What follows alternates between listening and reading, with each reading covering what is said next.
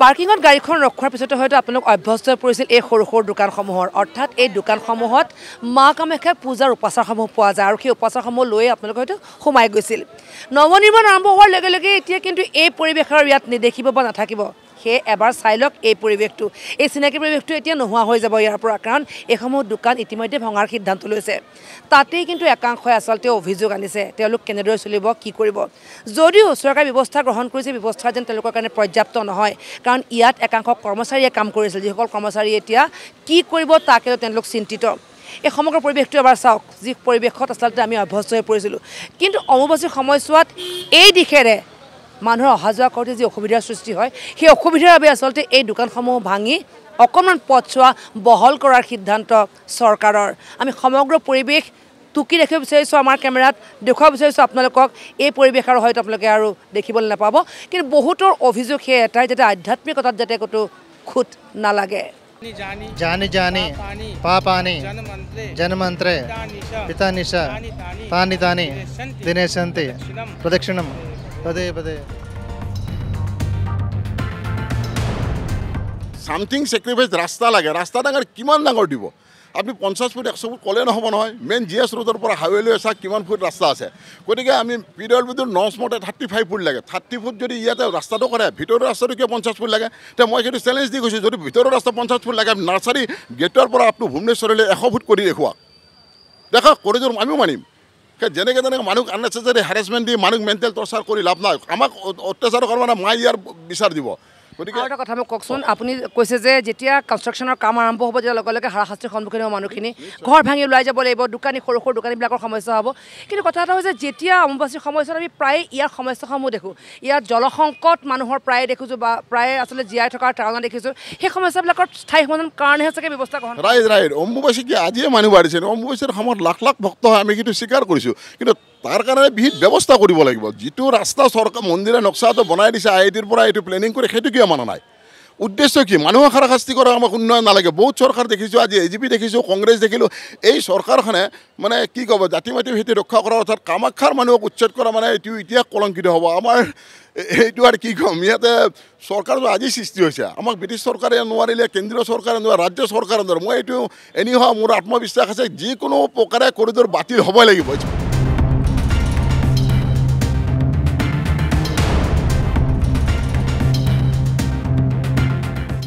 বৰ্তমান গোটেই সংবাদ মাধ্যমত বহুলভাৱে প্ৰচলিত হৈ থকা কামাখ্যা মন্দিৰৰ কৰিডৰৰ যিটো কনচেপ্ট এই বিষয় লৈ আজি আমাৰ জিলা উপায়ুক্ত মহোদয় দেৱালয়ৰ মুখ্য অভিযান আহিছে তেখেতে গোটেইখিনি মানুহৰ লগত ৰাইজৰ লগত কথা বাৰ্তা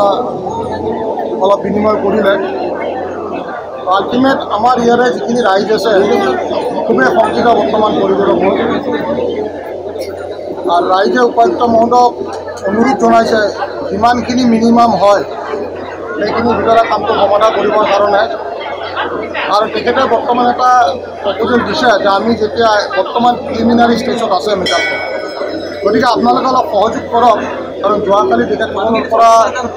এই কৰিডৰত এটা মাৰ্কিং কৰিব আহিছিল অৰ্থাৎ ডিমাৰ্কেশ্যন কৰিব আহিছিল কিন্তু তেখেত ৰাইজৰ ফালৰ পৰা বাধা দিয়া হৈছে তেখেতে কৈছে যে আপোনালোকে বাধাটো নিদিব ইমিডিয়েটলি আপোনালোকৰ কমিটি কিছু ৰিপ্ৰেজেণ্টেটিভ আমাৰ লগত থাকক আমি গোটেইখিনি মানুহ মিলি কিনে কিমানখিনি আমি ৰাইজৰ ক্ষতিগ্ৰস্ত নোহোৱাকৈ তথা দৰ্শনাৰ্থীৰ সুবিধা হোৱাকৈ আমি কামখিনি সমাধান কৰিব পাৰোঁ আমি ইয়াৰে প্ৰচেষ্টা চলাম আৰু ইতিমধ্যে আপোনালোকক আমি এটা কথা সংবাদ মাধ্যমৰ জৰিয়তে জনাব বিচাৰিম যোৱা ক'ভিড পিৰিয়ডৰ আগত আমাৰ এটা বৰ্তমান যিটো আমাৰ পাৰ্কিং আছে সেই পাৰ্কিঙৰ পৰা গেষ্ট হাউচলৈ আমাৰ এটা অল্টাৰনেটিভ লিংক ৰূপৰ এটা ব্যৱস্থা আমি বনাইছিলোঁ আৰু এই বিষয়ত পিডব্লিউডিৰ কনচাৰ্নিং পিডব্লিউডি বডি গুৱাহাটী আইটিৰ প্ৰফেচৰসকল আছিল আৰু ইয়াৰে এটা মেপো অলৰেডি তৈয়াৰী হৈ গৈছিল ছাৰ্ভেও কমপ্লিট হৈ গৈছিল কিন্তু ক'ভিড পিৰিয়ডটো অহাৰ পিছত নতুন কমিটি গঠন হোৱাৰ পিছত সেই কামটো প্ৰিলিমিনাৰী ষ্টেজতে থাকি গ'ল গতিকে আমি উপায়ুক্ত মহোদয়ক জনাইছোঁ যদিহে সেই লিংকটো বনাই দিব পাৰে সেইটো ক্ষেত্ৰত তেখেতৰ ওপৰত আমি উপযুক্ত ব্যৱস্থা গ্ৰহণ কৰিবলৈ আমি তেখেতক অনুৰোধ জনাইছোঁ আৰু আমি ভবাত আৰু আমাৰ কামাখ্যাবাসীয়েও কৈছে যে আমি সেইটো ৰুট যদি আমি বনাই দিব পাৰোঁ তেতিয়াহ'লে দৰ্শনাৰ্থীৰ যিটো অহা যোৱাৰ যিটো ব্যৱস্থা সেই ব্যৱস্থাটো বহুত সুচল হ'ব। আমি যিবিলাক অতীজৰ পৰা পূৰ্বপুৰুষৰ পৰা বসবাস কৰি সেইবিলাক যাতে ঘৰ দুৱাৰ ভাঙি নাথাকে, কাৰণ আমি ইয়াতে প্ৰায়ভাগ মানুহে মন্দিৰৰ লগতে জড়িত। ৰাতিপুৱাৰ পৰা উঠালৈকে আমি মাই ভগৱতী সেৱা কৰাৰ বাহিৰে আৰু আমি একো কৰিব পৰা নাই। য'ত যিমান যাত্ৰীক আহে তেওঁলোকৰ পূজা পাঠৰ পৰা নৈবেদ্য কৰাৰ পৰা ভগৱানী পূজা কৰাৰ পৰা গোটেইখিনি যিবিলাক ধৰ্মীয় কাম কাজ সেইখিনিৰ লগত আমি গোটেইখিনি মানুহ ৰাতিপুৱাৰ পৰা ওতঃপ্ৰোতভাৱে জড়িত। এতিয়া যদি আমি থকা ঘৰকেইটাও ভাঙি যায় তেতিয়াহ'লে আমি মন্দিৰত কেনেকৈ সেৱা কৰিম? মা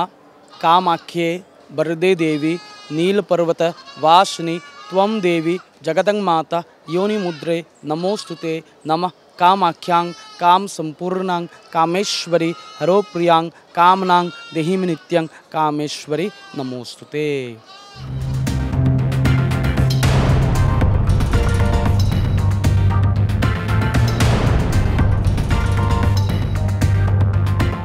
পৃথিৱীৰ 51 পীঠৰ মূল 4 শক্তিপীঠৰ অন্যতম মা কামাখ্যা ধাম। মা কামাখ্যাত মাৰ আশীষ ল'বলৈ সকলো আহে। এই ঠাইত কোনোবাই প্ৰতিবাদ কৰা বা কোনোবাই এই বিষয়টোক লৈ বিতৰ্ক কৰা যেন বিচাৰিব,